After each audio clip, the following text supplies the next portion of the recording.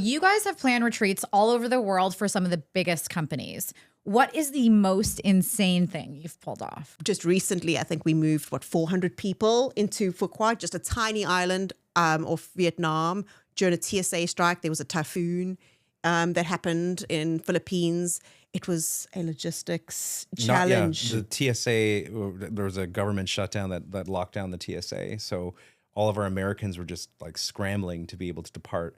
And then not only that, the ones that we had in the air as they're approaching, because this is a 17, 18-hour flight overnight across the Pacific, a tropical storm, Category 4, has started to develop over the Philippine Sea. So we had to reroute everybody. It was like, there's a guy on our team, his name's Scott. He's our flight traffic controller. He did not have a good 2 He was pounding the Red Bulls. Yeah, it was just like IV drip straight to his veins with Red Bull. That was incredible. I mean, that comes back to logistics, but like we've also seen, we had a group that went to Colorado a few years ago, and it just had this incredible sprawling property that when we were there during the site visit, we had this idea that like we should turn this into like a game of capture the flag. But then capture the flag, as it usually does on these site visits, like we just start to like go further and further. And next thing we know, we're like, then we got to get everybody like fatigues and camo. We have to have snipers, and they have to have a ghillie suit, and then we have to have a helicopter.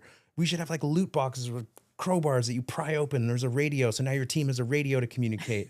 And like all of this happened. Like we eventually got all of this down into this canyon in Colorado, and it was one of the most incredible and most memorable like team building experiences that I've ever seen and been a part of personally.